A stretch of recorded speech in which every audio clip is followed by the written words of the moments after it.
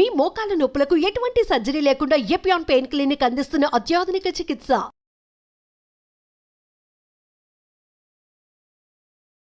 Cancer, వామ్మో పదం వింటేనే చాలా భయంగా ఉంది. చైనాలో ఎన్ని క్యాన్సర్స్ తెలుసా అండి? Sir 4.8 million new cancer patients. అంటే మనకన్నా 4 times వాళ్ళు మనకన్నా హెల్దీ డైట్ తింటారు. సార్ మరి ఎలా సార్ వీటిని తగ్గించడం, ప్రివెన్షన్ మెజర్స్ ఏం తీసుకోవాలంటారు? Most important preventive measure life style changes. మనం తీసుకునే ఆహారం, మనం తీసుకునే అన్ని రకాల ఆహార పదార్థాలు కూడా క్యాన్సర్ కారకాలుగా ఉంటున్నాయి. ఈరోజు మూవీ హాల్లో తినే పాప్కార్న్ మైక్రోవేవ్ ఓవెన్లో వేడి చేస్తారు. ఓకే. అప్పుడు అనేక రకాలైన ఆక్టోనోయిక్ యాసిడ్స్ దాంట్లో ప్రొడ్యూస్ అయ్యి అవన్నీ లివర్ క్యాన్సర్కి, బ్లాడర్ క్యాన్సర్కి దారితీస్తాయి. తెలుసా మీరు రోజు మీ పిల్లలకు పెట్టే పాప్కార్న్లో ఇంత విషయం ఉందని? షుగర్ కంటెంట్ ఎక్కువ తీసుకున్నప్పుడు అనేక రకాలైన ప్రాబ్లమ్స్ వస్తాయి madam. Most often it is obesity and cancer. మన రోజు ఉండే ఆటోమొబైల్ పొల్యూషన్తో పాటు ఈ ప్లాస్టిక్ పొల్యూషన్. మీరు సిగరెట్ తాగక్కర్లేదు, పంజగుట్ట చౌరస్తాలో 5 నిమిషాలు నిల్చుంటే చాలు 50 సిగరెట్స్ తాగినంత మీకు ఇల్ ఎఫెక్ట్స్ వచ్చేస్తాయి. సార్ సిగరెట్ కన్నా ఫ్రెంచ్ ఫ్రైస్ తినడమే చాలా దారుణం అంటున్నారు సార్. దీని మీద మీ కమెంట్. అండ్ రీహీట్ ఫుడ్ కూడా మోస్ట్ ఇంపార్టెంట్ ఏంటంటే white salt, white sugar and white light also. Light sir? White light definitely it affects us? Definitely. How? ఈ వైట్ లైట్లో పనిచేసే వాళ్ళందరూ కూడా క్యాన్సర్ వచ్చే అవకాశాలు చాలా చాలా ఎక్కువ. Canned foods, canned tomatoes, canned fruit juices అన్నీ కూడా డేంజరస్. ఎంగేజ్లో ఓవరియన్ క్యాన్సర్ రావటం, ఎంగేజ్లో బ్రెస్ట్ క్యాన్సర్ రావటం, బైలేటరల్ బ్రెస్ట్ క్యాన్సర్ రావటం, మేల్ బ్రెస్ట్ క్యాన్సర్ రిలేటివ్ ఉండటం.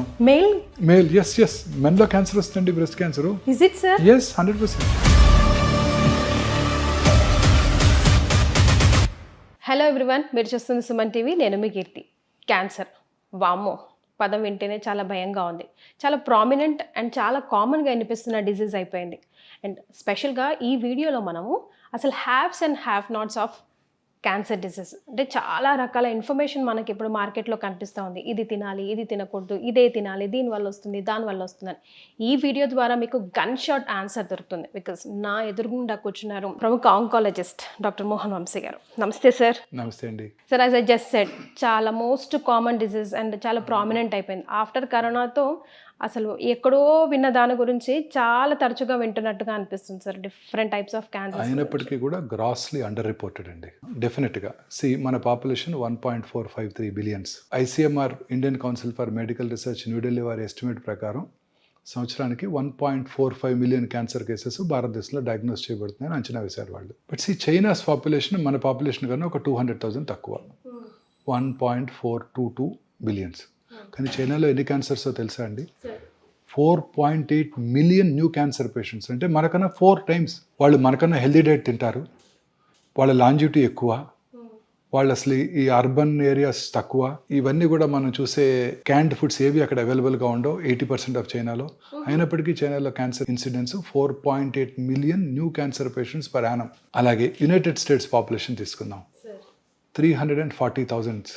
అంతే, మనలో 1/4. కానీ వారిలో క్యాన్సర్స్ ఎన్నో తెలుసా అండి? సంవత్సరానికి 1.9 మిలియన్. మంది 1.4 అయితే వాళ్ళు 1.9 మిలియన్. సో మనమే కొంచెం బెటర్ ప్లేస్లో ఉన్నామంటారు?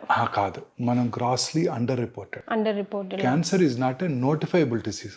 వాళ్ళు మార్నింగ్ నేను ఓపీలో కరోనా కేసు చూశాను అనుకోండి, ఇమీడియట్గా నేను బైలా మున్సిపల్ అథారిటీస్కి మన వెబ్సైట్లోనూ అప్లోడ్ చేయాల్సి ఉంటుంది. క్యాన్సర్ మనం చూస్తే ఎవరికి మనం ఇన్ఫార్మ్ చేయాల్సిన అవసరమే లేదు. సో గ్రాస్గా క్యాన్సర్ పేషెంట్స్ని అండర్ రిపోర్ట్ చేయడంతో మన క్యాన్సర్ ఇన్సిడెన్స్ మనకు తక్కువగా కనబడుతుంది. మనం చూసేదానికన్నా చాలా ఎక్కువ క్యాన్సర్ ఇన్సిడెన్స్. మనం ఇంకా నోటిఫైబుల్ డిసీజ్ కాదు.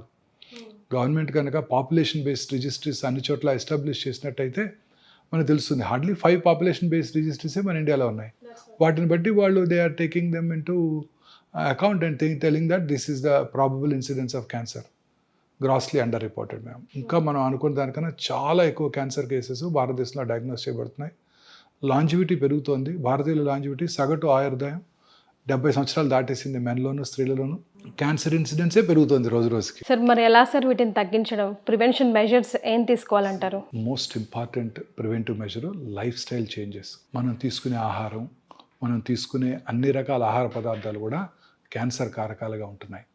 ఇప్పుడు మనం తీసుకునే ఫుడ్, భారతదేశంలో క్యాన్సర్ ఇన్సిడెన్స్ అన్నిటికన్నా పంజాబ్ రాష్ట్రంలో ఎక్కువ. ఎందుకు? కారణం ఏంటంటే మొదటగా వాళ్ళు ఫర్టిలైజర్స్, పెస్టిసైడ్స్ వాడింది వాళ్ళే. ఓకే. హైయెస్ట్ ఈల్డ్ కోసం, గ్రెయిన్స్ దీనికోసం వాళ్ళు ఫెర్టిలైజర్స్, పెస్టిసైడ్ వాడింది వాళ్ళే. అందువల్ల అక్కడంతా కూడా గ్రౌండ్ వాటర్తో సహా అంతా కలుషితం అయిపోయాయి. ఇప్పటికి కూడా వాళ్ళు 2 crops, 1 rice, 1 wheat crop ఉంటుంది. వాళ్ళకి మనలాగా తుఫాన్లు ఉండవు, చక్కటి క్రాప్ వస్తుంది. Richest state in the country. So richest state, obviously they eat rich food, lot of fatty food, processed meats, processed foods, alcohol, drugs, in addition to fertilizers, pesticides.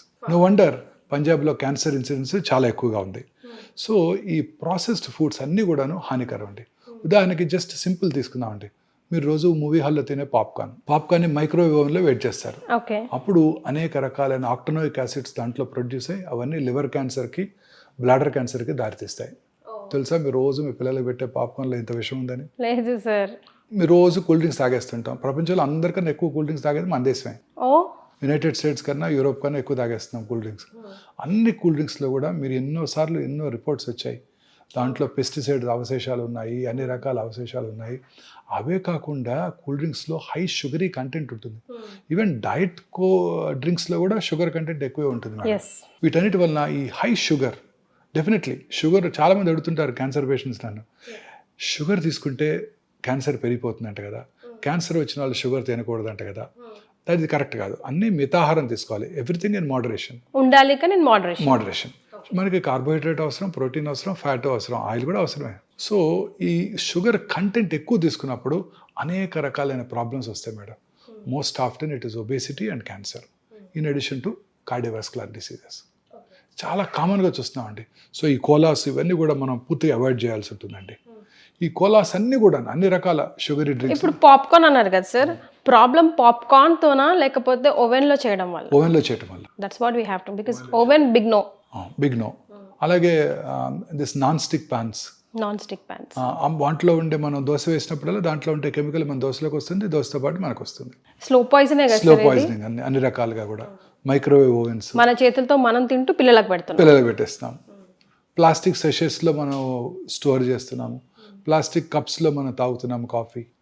ఇవన్నీ కూడాను డెఫినెట్గా ప్లాస్టిక్, పొద్దున్నే లెగిస్తే plastic mug, plastic brush, synthetic toothpaste, వేడి నీళ్ళు ఆ plastic బకెట్లో, ఆ ప్లాస్టిక్ స్మెల్లోకి వస్తున్నాయి. ప్లాస్టిక్ నానో పార్టికల్స్ అనేక రకాల ఫుడ్ పార్టికల్స్లో ఉంటున్నాయని సైంటిస్టులు రోజు చెప్తున్నారు. Food scientist, food safety authorities అనేక రకాలైన ఈ ప్లాస్టిక్ యూసేజ్.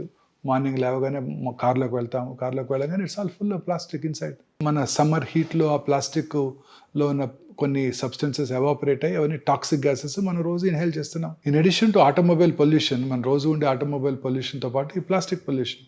మీరు సిగరెట్ తాగక్కర్లేదు, పంజగుట్ట చౌరస్తాలో 5 నిమిషాలు నుంచుంటే చాలు, 50 సిగరెట్స్ తాగినంత మీకు ఇల్ ఎఫెక్ట్స్ వచ్చేస్తాయి. సో అన్ని రకాలుగాను ఈ ఆటోమొబైల్ పొల్యూషను, ఫుడ్ పొల్యూషను, ఇవన్నీ కూడా మనకి అనేక రకాలుగా క్యాన్సర్ అవడానికి దోహదం చేస్తున్నాయి. అన్ని రకాల ఇండస్ట్రీస్ అండి. ఇప్పుడు ఉదాహరణకి రామగుండమే తీసుకుందామండి. Open cast mines, coal burn చేయడం జరుగుతుంది.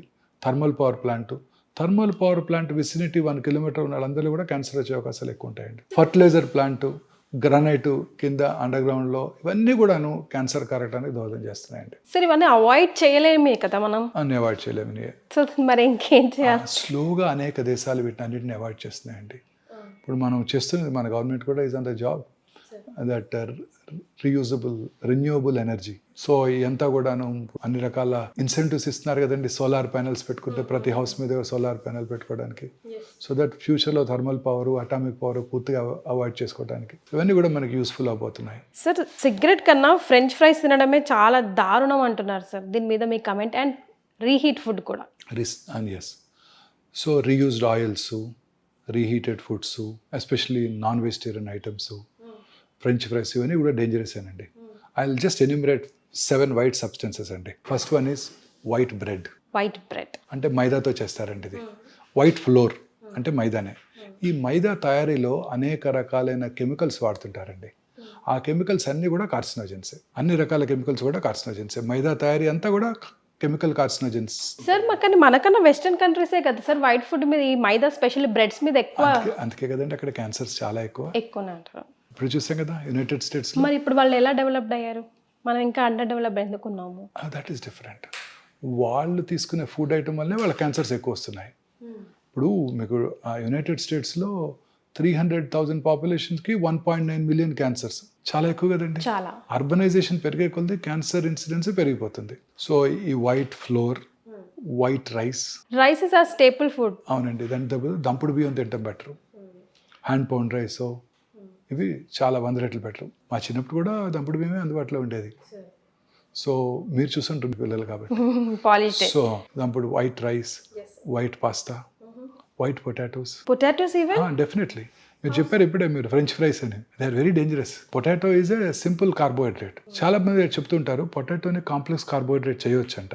పొటాటోని ముందుగా బాయిల్ చేసేసి దాన్ని ఫ్రిడ్జ్లో ఉంచేసేసి నెక్స్ట్ మార్నింగ్ దాన్ని కనుక తిన్నట్టయితే దాని కాంప్లెక్స్ కార్బోహైడ్రేట్ అయిపోతుంది, అంటే స్లోగా షుగర్ రిలీజ్ అవుతుంది. ఇవన్నీ కూడా డేంజరస్ అండి, అన్నీ వైట్. ఇంకా నేను లాస్ట్ చెప్పాల్సింది మోస్ట్ ఇంపార్టెంట్ అండి, white salt, white sugar and white light also. Light sir? White light definitely it affects us? Definitely. ఎలా? ఈ వైట్ లైట్లో పనిచేసే వాళ్ళందరూ కూడా ఇప్పుడు మీరు రోజు గచ్చిబౌలి వస్తుంటే టాల్ టవర్స్ ఉంటాయి, ఆ టవర్స్ నిండా వైట్ లైట్ వెలుగుతూ ఉంటుంది. విమెన్ అండ్ మెన్ రాత్రంతా పనిచేస్తుంటారు ఈ బీపీఓ ఆఫీసెస్లో వాళ్ళ టైమింగ్స్కి.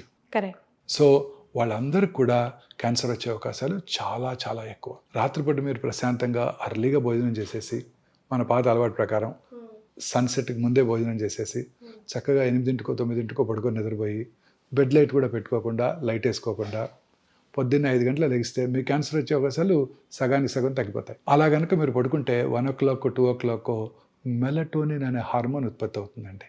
ఆ melatonin hormone it has a strong anti cancer properties. So ఆ టైంలోనే ఎక్కువ రిలీజ్ అవుతుంది. మనం అంతా కూడా రాత్రి లేట్గా ఇంటికి వెళ్తున్నాము, 9కో 10కో 11కో. ఇంటికి వెళ్ళాక అప్పుడు డిన్నర్ చేస్తున్నాము, అప్పుడు మళ్ళీ టీవీ చూస్తున్నాము చాలాసేపు. ఆ తర్వాత పడుకునే ముందు ఆ బ్లూ స్క్రీను, మొబైల్ స్క్రీన్లో మెసేజ్లు, న్యూస్ చూసి అప్పుడు పడుకుంటున్నాం. It disturbs melatonin hormone production తగ్గిపోతుంది. వీళ్ళందరిలో క్యాన్సర్ వచ్చే అవకాశాలు ఎక్కువైపోతున్నాయి. అందుకే అర్బనైజేషన్ పెరిగే కొద్దీ క్యాన్సర్ వచ్చే అవకాశాలు పెరిగిపోతున్నాయి. ఈ ప్రాసెస్డ్ ఫుడ్స్ అన్నీ అవే కదండి. Canned foods, canned tomatoes, canned fruit juices అన్నీ కూడా డేంజరసేనండి.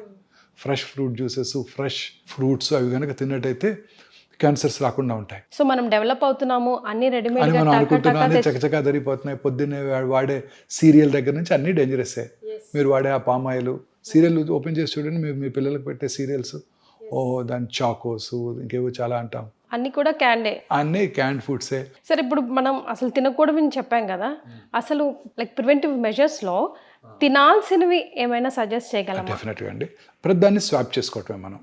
వైట్ పాస్తా బదులు plant based legume based pasta, white rice బదులు దంపుడు బియ్యం, పొటాటోస్ బదులు డిఫరెంట్ కలరీ vegetables, bell peppers, rainbow colours అంటారు, అన్ని కలరీ వెజిటబుల్స్, దొండకాయలు, బెండకాయలు, వంకాయలు, క్యాప్సికము, అలాగే bell peppers, yellow colour, red colour bell peppers, ఇవన్నీ వెరీ వెరీ హెల్దీ ఫుడ్స్. వీటిలో highest content of fibre, antioxidants ఉంటాయి. ఈ యాంటీ ఆక్సిడెంట్స్ క్యాన్సర్ రాకుండా చేస్తాయి. సో కలర్డ్ ఫుడ్ ఐటమ్స్ అన్నీ కలర్ఫుల్గా ఉండాలి లైఫ్. ఇవే కలర్డ్ ఫుడ్స్ అంటే ఇవి తినాలి. యానిమల్ ప్రోటీన్ బదులు plant protein, legumes, soya, rajma, chole, chana. మన Indian food is very rich food అండి. Very rich food. మనం తినే పెసరట్టు, మూంగ్ దాల్, గ్రీన్ గ్రామ్తో చేసే pesarattu very rich food. White rice బదులు ఇడ్లీ, వైట్ రైస్ బదులు బ్రౌన్ రైస్తో చేసుకుందాం, లేదా పార్బాయిల్ రైస్తో చేసుకుందాం, లేదా ఓట్స్తో ఇడ్లీ చేసుకుందాం. సో ఈ వైట్ రైస్ని ఓట్స్తోనో కిన్వాతోనో బాజ్రా రోటీస్ తిందాం. మైదా రుమాలి రోటీ అండ్ మైదా బతూరా బదులు హోల్ గ్రెయిన్ వీట్తో చేసిన పూరీలు తినొచ్చు కావాలి అనుకుంటే. ఆయిల్స్ కూడా ఈ రిఫైన్డ్ ఆయిల్స్ బదులు natural cold pressed oils, canola oil, ఇవన్నీ కూడా ఎసెన్షియల్ ఫ్యాటీ యాసిడ్స్ ఎక్కువ ఉంటాయి వాటిలో, omega-3 ఫ్యాటీ యాసిడ్స్. తర్వాత సీ ఫుడ్స్ వాటిలో highest content of omega-3 fatty acids ఉంటాయి, సాల్మన్ వాటిల్లో. సో ప్రపంచంలో అత్యధికంగా ఎక్కువ కాలం బతికే వాళ్ళు ఎవరో తెలుసా మీకు? జాపనీస్, స్పానియార్డ్స్. వాళ్ళు తినేదే సీ ఫుడ్ అని. ఓకే. వాళ్ళు ఫైబర్ ఎక్కువ తింటారు. ఇదే జాపనీస్ అమెరికా వెళ్ళారనుకోండి, సెకండ్ జనరేషన్ జాపనీస్లో క్యాన్సర్ ఇన్సిడెన్స్ చాలా తక్కువ, చాలా చాలా తక్కువ. లాంజివిటీ అబౌవ్ 90 బతికేస్తుంటారు అందరూ. They work hard and they eat very healthy food.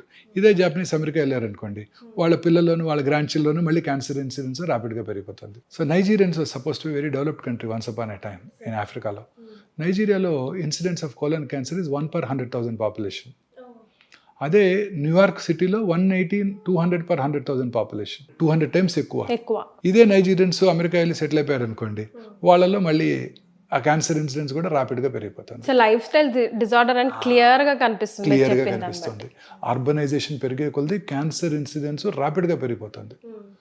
Rural ఇండియాలో 60-70/100,000 పాపులేషన్ క్యాన్సర్స్ ఉన్నట్టయితే, ముంబైలో ఇట్ ఈస్ 150-170/100,000 పాపులేషన్. శాన్ ఫ్రాన్సిస్కోలో 500-600/100,000 పాపులేషన్.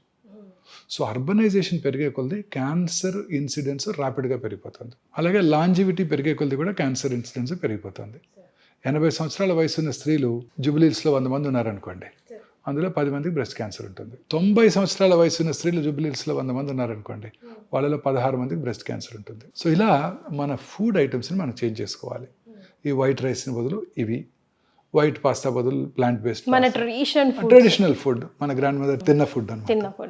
యానిమల్ ప్రోటీన్ బదులు వెజిటబుల్ ప్రోటీన్స్, వైట్ షుగర్ బదులు natural sugars, honey, stevia, jaggery ఇవి వాడుకోవచ్చు. అలాగే వైట్ సాల్ట్ బదులు lot of herbicides, lemon juice ఇవి వాడుకోవచ్చు వైట్ సాల్ట్ తగ్గించడం కోసం. సాల్ట్ కన్సంప్షన్ పూర్తిగా తగ్గిపోవాలండి. అన్ని రకాల జబ్బులకి ఈ వైట్ షుగర్, వైట్ సాల్టే కారణం, వైట్ రైస్తో పాటు. మన సౌత్ ఇండియాలో హైయెస్ట్ అనేది ఈ మూడే. మనం వైట్ ఫ్లోర్తో చేసే స్వీట్స్, మనం తినే స్వీట్స్ అన్నీ కూడా white flour, pastries, burgers, pizzas అన్నీ వైట్ ఫ్లోర్తో చేసేవే. పైగా మనం తినే ట్రెడిషనల్ స్వీట్స్ కూడా, ఎక్సెప్ట్ కొన్ని బేసిన్ లడ్డు అలాంటివి తప్ప మిగతా అన్ని కూడా వైట్ ఫ్లోర్తో చేసేవే, ఇంక్లూడింగ్ గులాబ్ జామున్ అన్నీ వైట్ ఫ్లోర్తో చేసేవే. ఇవన్నీ డేంజరసేనండి. సో ఫైబర్ కంటెంట్ ఎక్కువగా ఉండే ఫుడ్ తీసుకోవాలి మనం. ఇదే తీసుకున్నట్టయితే డెఫినెట్గా మనం క్యాన్సర్ రాకుండా చేసుకోవచ్చు. మన పిల్లలు ఎప్పటి నుంచే ప్రమోట్ చేయాలి, మన గ్రాండ్ చిల్డ్రన్ పిల్లల్లోనూ ఇప్పటి నుంచే ప్రమోట్ చేయాలి ఈ హ్యాబిట్స్. కోలాస్ని అవాయిడ్ చేయటం అన్నీ పూర్తిగా ఇప్పటి నుంచే మన స్కూల్స్లోనూ.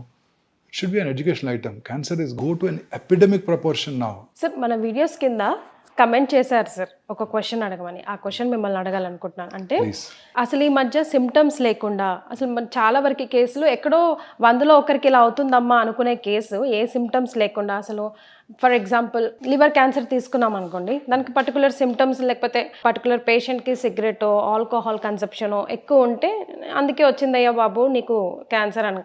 కానీ ఇవేవీ లేకున్నా కూడా he's ending up cancer. Just ఏదో టెస్ట్ చేసుకుందాం, ఫీవరిష్గా ఉంది, ఎంతో డల్గా ఉంది అనుకుంటే క్యాన్సర్ 4th స్టేజ్ అని చెప్తున్నారు. ఎందుకు ఇలా జరుగుతుంది అని డాక్టర్ గారిని question. Cancer is a silent killer. ఏ రకమైన సిమ్టమ్స్ కలిగించదే క్యాన్సర్. అందువల్ల ఎవరు రారు. నోట్లో పుండు ఉంటుంది, నొప్పి కలిగించదు. పెరుగుతూ ఉంటుంది, నొప్పి కలిగించదు. బ్లడ్ వస్తుంది, నొప్పి కలిగించదు. వైట్ అండ్ రెడ్ ప్యాచెస్ ఉంటాయి, నొప్పి ఉండదు. అందరూ అశ్రద్ధ చేస్తారు.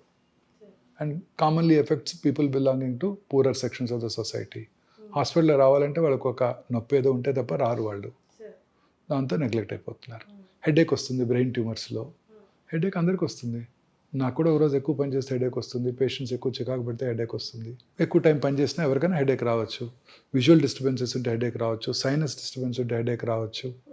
అనేక రకాలుగా. But headache is a very common symptom of cancer, especially early morning headache. Early morning కనుక హెడేక్ వచ్చిందంటైతే ఖచ్చితంగా, ఆర్ నిద్ర లేవటమే హెడేక్తో నిద్ర లేచినట్టయితే, దట్టు వర్సనింగ్ హెడేక్ ఉన్నట్టయితే అది క్యాన్సర్ కావచ్చు, బ్రెయిన్ క్యాన్సర్ కావచ్చు.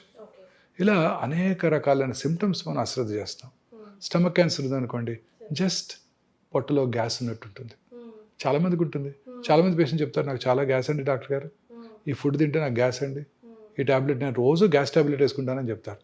అంటే గ్యాస్ ట్యాబ్లెట్ అంటే ప్యాంటోప్రజాలు, రాబిప్రజాలు వేసుకుంటానని చెప్తారు. లేకపోతే ఓల్డెన్ డేస్లో ర్యాంటాక్. ఆ ర్యాంటాక్ వాడుతుంటే క్యాన్సర్ వస్తుందని సైంటిస్టులు ప్రూవ్ చేస్తారు. ర్యాంటాక్ని బ్యాన్ చేస్తారు కూడా. ఈ ప్యాంటోప్రజాలు హ్యాపీ కూడా ఇవి రెగ్యులర్గా అందరూ నేను వాడుతున్నానని చాలా గొప్పగా చెప్తారు. ఈ గ్యాస్ బిళ్ళ తినందే నాకు అసలు కడుపంతా ఉబ్బరం అయిపోద్దండి, నా రోజంతా బ్యాడ్గా ఉంటుంది. అవి వేసుకుంటే హార్ట్ అటాక్ వస్తాయని ఇప్పుడు సైంటిస్టులు చెప్తున్నారు. సో కడుపులో మంట రావటం, పొద్దున స్పైసీ ఇడ్లీ తిన్నాను, మసాలా దోశ తిన్నాను, దానివల్ల అనుకుంటారు తప్ప ఆ కడుపులో మంట స్టమక్లో ఉన్న క్యాన్సరస్ అల్సర్ వలన అని ఎవరు ఊహించరు కదా. అవును సార్. ఆనంద్ ఏంటంటే కొంచెం మింగుడు పడకపోవటం, మానని దగ్గు.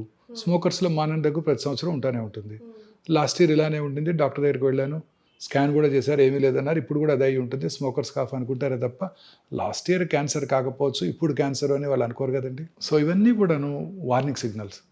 లూజ్ మోషన్స్ అవుతాయి, ఆల్టర్నేట్స్ మోషన్స్ అండ్ కాన్స్టిపేషన్. మొన్న బావర్చీలో తిన్నాను అందుకే అయ్యింది, మన పెళ్ళికి వెళ్ళాను అక్కడ తిన్నాను అందుకే అయింది అనుకుంటారే తప్ప లోపల క్యాన్సర్ ఉందని అనుకోరు కదా. మోషన్లో బ్లడ్ పడుతుంది, very important warning signal of cancer.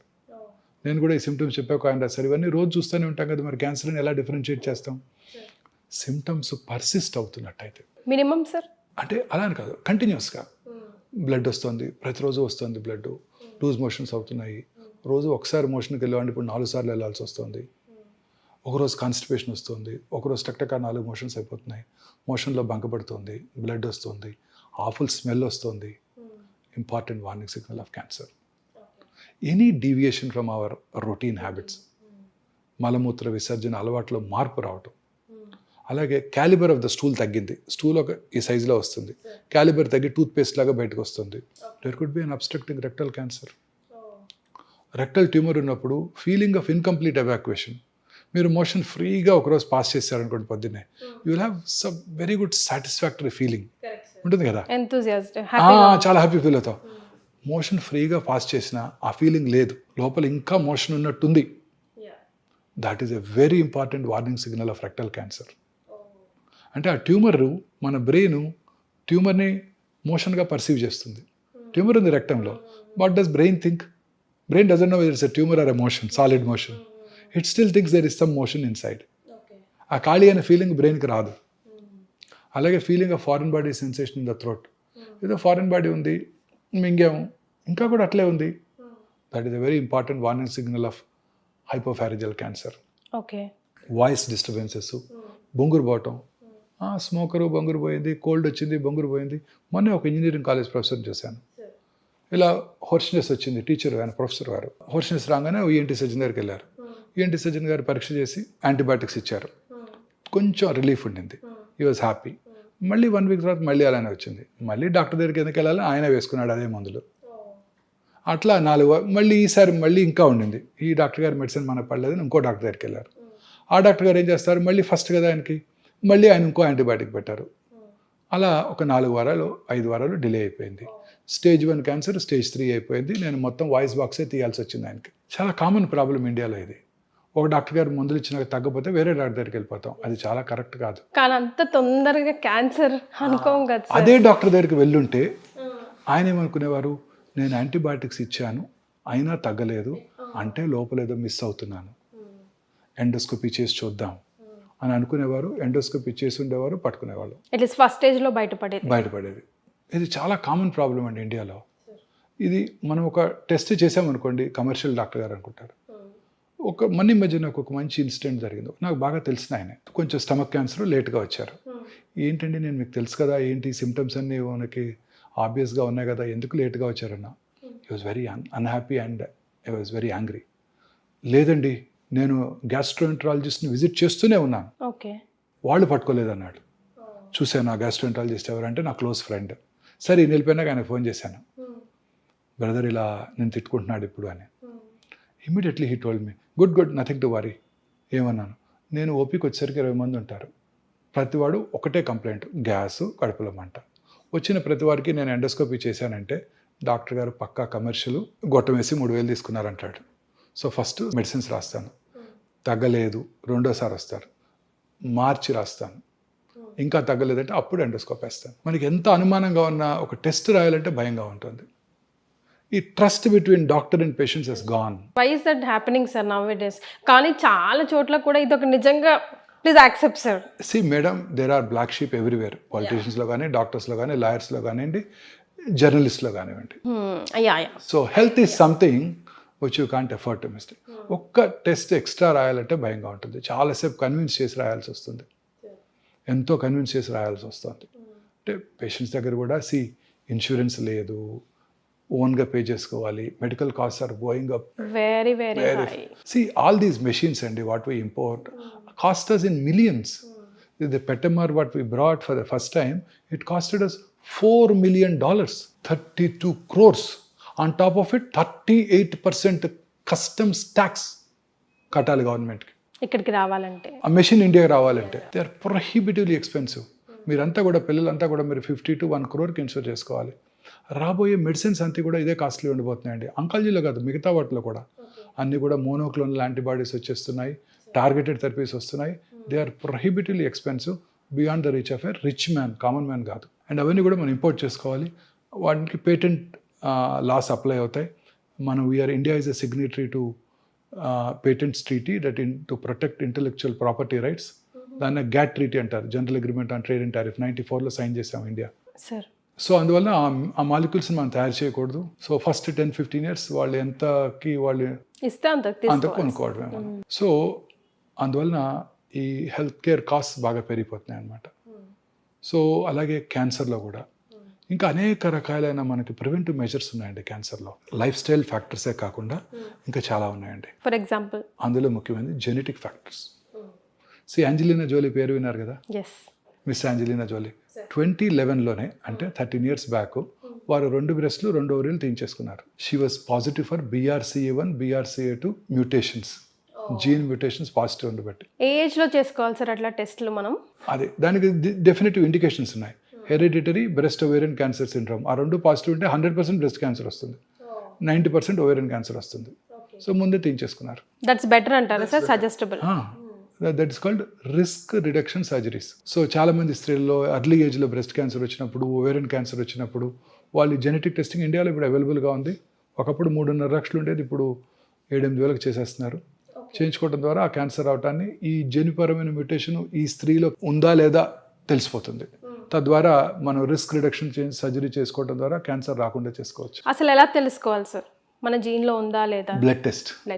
Simple blood test. Okay. ఆ అనుమానం అసలు ఎప్పుడు రావాలి? ఇప్పుడు నేనున్నాను, నాకు అనుమానం అంటే ఇండికేషన్ మీకు మీ దగ్గర ఫ్యామిలీలో మీ own family members, first degree రిలేటివ్స్లో ఓవేరియన్ క్యాన్సర్ పేషెంట్, యంగేజ్లో ఓవేరియన్ క్యాన్సర్ రావటం, యంగేజ్లో బ్రెస్ట్ క్యాన్సర్ రావటం, బైలేటరల్ బ్రెస్ట్ క్యాన్సర్ రావటం, మేల్ బ్రెస్ట్ క్యాన్సర్ రిలేటివ్ ఉండటం. మేల్ ఎస్ మెన్లో క్యాన్సర్ వస్తుంది breast cancer. Is it sir? Yes 100%. నేను ఎక్కడో చదివాను కానీ అనుకున్నాను. లేదండి, మగవాళ్ళు కూడా బ్రెస్ట్ క్యాన్సర్ వస్తుంది. మన దగ్గర ఉన్నాయా sir? So many cases. Oh my God. Breast cancer రావడానికి ముఖ్యమైన risk factor feminine gender. But మెన్లో కూడా బ్రెస్ట్ గ్లాండ్స్ ఉంటాయి, ఎట్రోఫీ అయిపోతాయి, వాళ్ళలో కూడా క్యాన్సర్ వస్తుంది. సో అందుకని మెన్ కూడా వాళ్ళ నిప్పుల కింద, ఏరియాల కింద లంపు ఉన్నట్టయితే అశ్రద్ధ చేయకుండా ఆంకాలజిస్ట్ చూపించుకోవడం మంచిది. అండ్ ప్రోగ్నోసిస్ ఈ సేమ్, అర్లీగా డయాగ్నోస్ చేస్తే తొందరగా క్యూర్ అవడానికి అవకాశం ఉంది. మెన్లో ఫ్యాట్ ఉండదు కాబట్టి డైరెక్ట్గా మజిల్లోకి వెళ్ళిపోతుంది, సో తొందరగా పాకిపోతుంది. సో చాలా కేర్ఫుల్గా ఉండాలి. ఇవన్నీ చాలా ఇంపార్టెంట్ అండి. ఎన్విరాన్మెంటల్ ఫ్యాక్టర్స్ ఆల్రెడీ మాట్లాడేసాము. తర్వాత ఫ్రెష్ ఫ్రూట్స్, వెజిటబుల్స్ డిస్కస్ చేసాము. Regular exercise very important. ఊబకాయం ఉన్న వాళ్ళందరిలో కూడా క్యాన్సర్ ఉంటుంది. లీన్ బాడీ మాస్ మెయింటైన్ చేసినట్టయితే క్యాన్సర్ రాకుండా చేసుకోవచ్చు సన్నగా ఉండే వాళ్ళు. కానీ ఇంకొకది ఉంది, సన్నగా పొడుగ్గా ఉండే స్త్రీల్లో బ్రెస్ట్ క్యాన్సర్ ఇన్సిడెన్స్ పొట్టిగా ఉండే వాళ్ళకన్నా ఎక్కువ అంట. హైట్ పీపుల్నే కదా సార్ అందరూ ఇష్టపడతామా? మళ్ళీ ఇదో ట్విస్ట్ మళ్ళీ ఎందుకు సార్ అలాగా? We really don't know, these are epidemiological data. Okay. So అలాగే ఇంకొన్ని జెనెటిక్ ఫ్యాక్టర్స్ ఉన్నాయండి. ఫెమిలియల్ ఎడినోమెటస్ పాలిపోసిస్ కోలి అంటారు. అంటే వాళ్ళలో మొత్తం రెక్టం అంతా కూడా పాలిప్స్ ఉంటే క్యాన్సర్గా మారుతాయి. సో అలా ఆ FAP జీన్ ఉన్నవాళ్ళు ముందుగానే కోలను తీయించేసుకున్నట్టయితే టోటల్ ప్రాక్టోకలెక్టమీ, క్యాన్సర్ రాకుండా చేసుకోవచ్చు. తర్వాత కొన్ని రకాల థైరాయిడ్ క్యాన్సర్స్ ఉన్నాయి. Medullary carcinoma thyroid, red gene అంటారు. ఆ రెడ్ జీన్ ఉన్న వాళ్ళలో చిన్నప్పుడే ఫస్ట్ 1 year లోపలే వాళ్ళు కనుక థైరాయిడెక్టమీ చేసేస్తే ఆ క్యాన్సర్ రాకుండా చేసుకోవచ్చు. కానీ చాలా అలర్ట్గా ఉండడం ఇవాళ రేపు చాలా ఇంపార్టెంట్ కదా సార్? అవునండి. తర్వాత ఈ చాలామంది స్త్రీలు కొన్ని రకాల హార్మోన్స్ తీసుకునే వాళ్ళు ఇంత ముందు కాలంలో హార్మోన్ రిప్లేస్మెంట్ థెరపీ అనేవారు. ఎర్లీగా మెనోపాజ్ వచ్చిన వాళ్ళు ఆ మెనోపాజ్ సిమ్టమ్స్ని అవాయిడ్ చేయడానికి చాలా కామన్గా, నేను కెరియర్ స్టార్ట్ చేసినప్పుడు 20 years back it was very commonly used this thing, oestrogen pills, combined oestrogen progesterone pills for to prevent post menopausal side effects. ఇప్పుడు అవన్నీ కూడా క్యాన్సర్ రావడానికి దోహదం చేస్తాయి. అలాగే అనేక రకాల ఇన్ఫెక్షన్స్ కూడా క్యాన్సర్ రావడానికి దోహదం చేస్తాయండి. For example human papillomatous virus in women, HPV virus. ఈ HPV వైరస్ మన కోస్టల్ ఆంధ్రప్రదేశ్, తమిళనాడు, ఒరిస్సాలో ఎక్కువగా ఉంటుంది. హ్యూమిడ్ ఎన్విరాన్మెంట్లో ఎక్కువగా వ్యాప్తి చెంది క్యాన్సర్ అవడానికి దోహదం చేస్తుంది.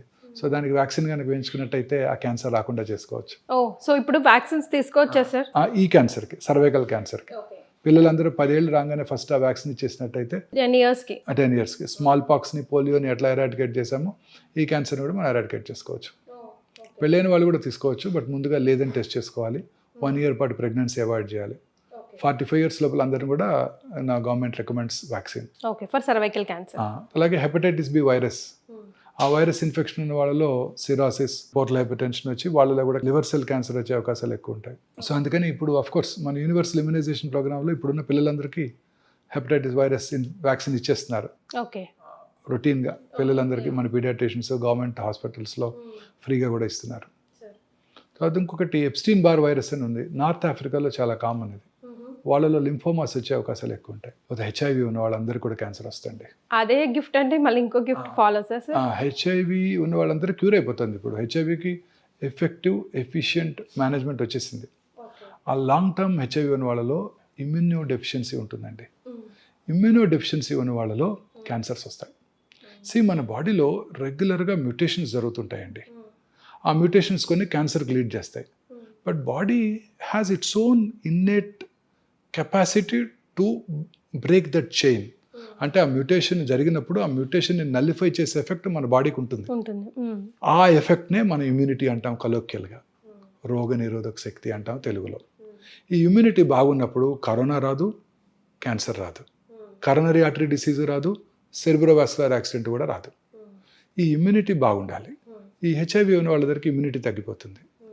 అందువలన క్యాన్సర్స్ చాలా ఎక్కువగా చూస్తుంటాం వీళ్ళందరిలో కూడా, ఎస్పెషలీ లింఫోమాస్. అండ్ ఇక్కడే ఇంకొక ఇంపార్టెంట్ విషయం చెప్పాలండి. 34 ఏళ్ళుగా ఆంకాలజీ ప్రాక్టీస్ చేశాక నేను కనుక్కున్నది ఏంటంటే, నేను చేసే ట్రీట్మెంట్ కన్నా, అంటే మేము చేసే ఇంగ్లీష్ మెడిసిన్స్, ఈ కీమోథెరపీ, సర్జరీ, రేడియేషన్ అన్నిటికన్నా పేషెంట్ యొక్క మానసిక ప్రశాంతత క్యాన్సర్ రాకుండా, క్యాన్సర్ తిరగబెట్టకుండా క్యాన్సర్ని క్యూర్ చేయడానికి హెల్ప్ చేస్తుందండి. 100%. ఇన్ని సంవత్సరాలు ప్రాక్టీస్ చేశాక, అలోపతి మెడిసిన్ ప్రాక్టీస్ చేశాక నేను తెలుసుకుంది ఇదేనండి. ఏంటంటే నేను చేసే వైద్యం కన్నా, ఆంకాలజిస్ట్ చేసే వైద్యం కన్నా పేషెంట్ యొక్క మానసిక ప్రశాంతత, పేషెంట్ హ్యాపీగా ఉన్నట్టయితే వాళ్ళకి ఆ క్యాన్సరు తగ్గుతుంది, క్యాన్సర్ని క్యూర్ చేసుకుంటారు, క్యాన్సర్ తిరగబెట్టకుండా కూడా ఉంటుంది. చక్కటి ఎగ్జాంపుల్స్ చెప్తాను, వెరీ వెరీ ఇంపార్టెంట్. 8 ఏళ్ళుగా వస్తున్నారు ఒక కపుల్ నా దగ్గరికి, వైఫ్కి బ్రెస్ట్ క్యాన్సర్. 8 ఇయర్స్, ఆమెకి ఇప్పుడు 72, ఆయనకేమో 76. సడన్గా 8 ఇయర్స్ తర్వాత ఒక్కతే వచ్చింది, హస్బెండ్ రాలేదు. ఏరమ్మా గోపాలరావు గారు అని అడిగాను. ఆయన ఎప్పుడు మంచి బ్లేజర్ వేసుకొని హ్యాండ్సమ్ మ్యాన్ వస్తారు. ఆ రోజు ఆయన రాలేదు. ఒక లేడీ ఇంకెవరో వచ్చారు, టక్కన ఇక్కడ పడి ఏడ్చేసింది. మొన్ననేనండి, లాస్ట్ వీక్ కర్నరీ బైపాస్ చేస్తుండగా థియేటర్లోనే చనిపోయారు. అప్పుడు కూడా టెస్ట్ చేసుకున్నాం. She was due for a test, she came రిలీజియస్గా చెకప్కి వచ్చింది ఆవిడ. అప్పుడు కూడా నార్మల్గానే ఉన్నారు ఆవిడ. పెట్ స్కాన్ చేసాం, నార్మల్గానే ఉన్నారు. 4 months తర్వాత క్యాన్సర్ తిరిగి వచ్చిందండి. Mental trauma. ఇంకొక పేషెంట్ అండి, వెరీ రిచ్ లేడీ, 12 years అయిపోయింది క్యాన్సర్ ట్రీట్మెంట్ చేసేసి. కొడుకు పెళ్ళికి పిలిచారు, నేను మా ఆవిడ కలిసి ఇద్దరు వెళ్ళాం, హ్యాపీగా ఎంజాయ్ చేసాం. 2 years తర్వాత క్యాన్సర్ తిరగబెట్టింది. On closer enquiry sons divorce. హ్యాపీగా ఉండడు కానీ లోపల బాధ ఉంటుంది కదా సార్ ఎట్లయినా. అదే, వీటన్నిటి నుంచి మనం దూరంగా ఉంటే, పక్కింట్లో పిల్లాడికి ఎంబీబీఎస్లో సీట్ వచ్చింది, మన అబ్బాయికి రాలేదు, వాళ్ళకి మనకన్నా పెద్ద కారు ఉంది, వాళ్ళకి మనకన్నా ఎక్కువ ఇన్కమ్ ఉంది, మనకి తక్కువ ఉంది, మనతో కలిసి చదువుకున్నాడు, ఇలాంటి బాధలు లేకుండా, వాడికి మెడికల్ ప్రాక్టీస్ ఎక్కువ ఉంది, నాకు తక్కువ ఉంది, వాడు మంచి హాస్పిటల్ కట్టుకున్నాడు, నేను ఇంకా జాబ్ చేస్తున్నాను అనుకోకుండా మనం హ్యాపీగా ఉన్నట్టయితే ఏ జబ్బులు రావండి. ఇంకొక వెరీ ఇంట్రెస్టింగ్ ఎగ్జాంపుల్ చెప్తానండి. ఒక పేషెంట్కి మెలనోమా వచ్చిందండి. మెలనోమా అంటే తెలుసు కదా, స్కిన్ క్యాన్సర్. క్యూర్ అయిపోయింది. 20 years అయిపోయింది క్యూర్ అయ్యి. 20 years తర్వాత రోడ్ ట్రాఫిక్ యాక్సిడెంట్స్లో బ్రెయిన్ డెడ్ అయ్యారు, యుఎస్లో ఇది. అప్పుడు అతని కిడ్నీస్ తీసి ఇంకొకరికి ట్రాన్స్ప్లాంట్ చేశారు. కిడ్నీ ట్రాన్స్ప్లాంట్ చేస్తే వాట్ ఈజ్ అవర్ న్యాచురల్ ఇమీడియట్గా మనకి జరిగే ప్రాసెస్ ఏంటండి, ఆ రెసిపియంట్లో కిల్లర్ సెల్స్ ఉంటాయి, టీ సెల్స్ అంటాం. ఆ T cells will mount an immune response against the grafted kidney.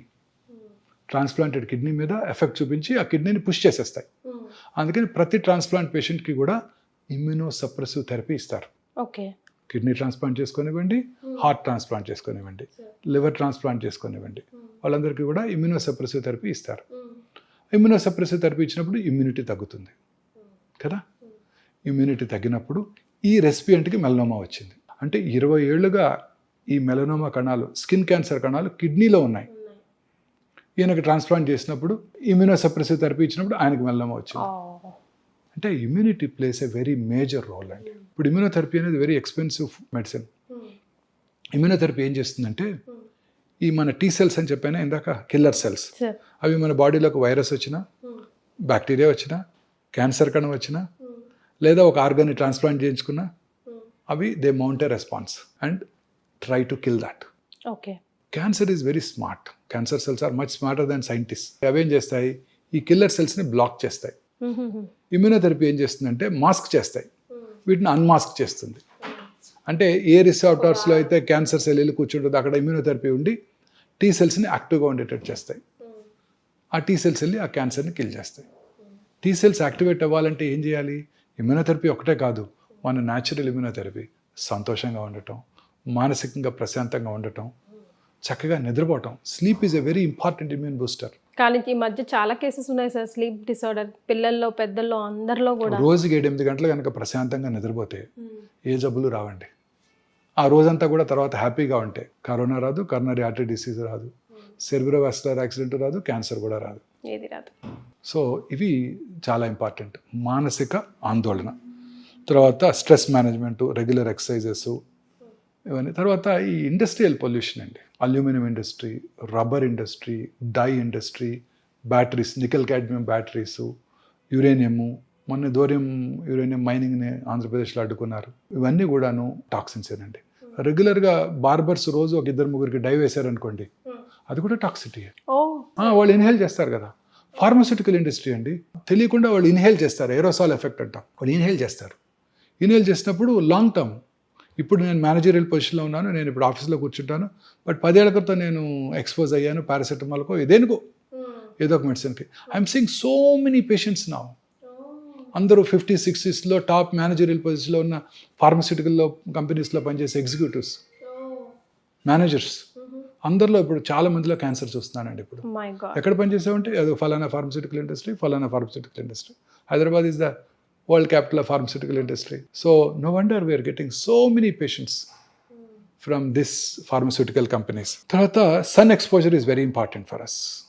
సన్లైట్కి expose అవ్వకపోతే అనేక రకాలైన అనర్థాలకు దారితీస్తుంది. అలా అని చెప్పి ఓవర్ ఎక్స్పోజర్ టు సన్ కూడా డేంజరస్. స్కిన్ క్యాన్సర్స్ వచ్చే అవకాశాలు ఉంటాయి. Before 10 over exposure dangerous. అసలు ఎక్స్పోజర్ అవ్వకపోవడం కూడా వెరీ డేంజరస్. ఇంత సన్లైట్ ఉండి మనం ఎక్స్పోజ్ అవ్వకుండా విటమిన్ డి సప్లిమెంట్స్ తీసుకుంటున్నాం అంటే ఇమాజిన్. సప్లిమెంట్ అంటే గుర్తొచ్చింది కదా సార్, సప్లిమెంట్స్ తో కూడా క్యాన్సర్ కి సైడ్ ఎఫెక్ట్స్ ఉంటున్నాయి అంటున్నారు, నిజమేనా సార్? అలానే లేదండి, అన్ని సప్లిమెంట్స్కి ఏం లేదు, అన్ని ఏటికి లేవు. తర్వాత క్యాన్సర్ రాకుండా చేసుకోవడానికి ఇంకొక ఇంపార్టెంట్ మెజర్ ఏంటంటేనండి రెగ్యులర్ స్క్రీనింగ్. మొన్ననే Zerodha stock broking app CEO had a podcast with bill gates. అప్పుడు ఆయన మీ హెల్త్ ఎలా మెయింటైన్ చేసుకుంటారని అడిగారు మిస్టర్ కామత్ ఆయన్ని. అడిగితే అప్పుడు ఈ side I do a test called గ్రెయిల్ అన్నారు ఆయన. గ్రెయిల్ GRAIL. గ్రెయిల్ actually is a companies name. Test పేరేమో గ్యాలరీ. ఆ టెస్ట్ చేసుకుంటే, బ్లడ్ టెస్ట్ చేసుకుంటే నియర్ ఫ్యూచర్లో 50 టైప్స్ ఆఫ్ క్యాన్సర్ వచ్చే అవకాశాలు తెలిసిపోతాయండి. ఇంకా లేదు, ఇండియాలో అవైలబుల్ లేదు. బట్ ఇప్పుడు కొత్త కంపెనీస్ చాలా వచ్చేసేవి. ఇజ్రాయలీ బేస్డ్ టెక్నాలజీ ఒకటి మనకి ఇండియాలో అందుబాటులోకి రాబోతుందండి. సలైవా నుంచి you spit and you test the spit, you can predict 77 cancers. Oh my God. Okay, at least we are developing in such a way. అది కనుక వచ్చే సూచనలు కనుకున్నట్టయితే అప్పుడు రెగ్యులర్గా స్క్రీనింగ్ చేసుకోవచ్చు. మీరు అన్నారే నాకు ఏమీ తెలియకుండా చివరి స్టేజ్లో వచ్చేసిందని, దాన్ని మనం ప్రివెంట్ చేయవచ్చు. సార్ ఏ ఏజ్ నుంచి చేసుకోవాలి? సో ఫర్ ఎగ్జాంపుల్ స్క్రీనింగ్ అంటే ఫర్ ఎగ్జాంపుల్ అన్నిటికీ లేవండి. విమెన్లో breast cancer, cervical cancer. Cervical క్యాన్సర్కి primary prevention vaccine, secondary prevention కూడా ఉంది. సర్వైకల్ క్యాన్సర్కి ఏంటంటే ప్రొలాంగ్డ్ ప్రీ క్యాన్సరస్ ఫేజ్ ఉంది. సో ముందుగా పాప్స్మియర్ టెస్ట్ చేసుకోవడం ద్వారా క్యాన్సర్ అవడాన్ని ముందుగా తెలుసుకోవచ్చు. అప్పుడు సరైన ట్రీట్మెంట్ తీసుకుంటే క్యాన్సర్ రాకుండా చేసుకోవచ్చు. అలాగే బ్రెస్ట్ క్యాన్సర్కి అర్లీగా డయాగ్నోస్ చేసుకున్నట్టయితే క్యూర్ చేసుకోవడానికి అవకాశం ఉంది. యునైటెడ్ స్టేట్స్లో ఇందాక డిస్కస్ చేసాం 1.9 మిలియన్ న్యూ క్యాన్సర్స్ వస్తే క్యాన్సర్ వల్ల చనిపోయే వారి సంఖ్య సంవత్సరానికి ఓన్లీ 63,000. సో క్యూర్కి ఉంది అవకాశం. క్యూర్ ఎక్కువ అవకాశాలు ఉన్నాయి. ఇండియాలో half of the people are dying. 1.4 millions వస్తే 900,000 క్యాన్సర్ వల్ల చనిపోతున్నారు. సో మోర్టాలిటీ మనకి చాలా ఎక్కువగా ఉంటుంది. కారణం ఏంటంటే మనం లేట్గా డయాగ్నోస్ చేస్తున్నాం. సో బ్రెస్ట్ క్యాన్సర్ని మనం ఎర్లీగా గుర్తించాలంటే mammography screening very important. At risk groups ఉన్న వాళ్ళంతా కూడా 40 years నుంచి, రిస్క్ లేని వాళ్ళు 50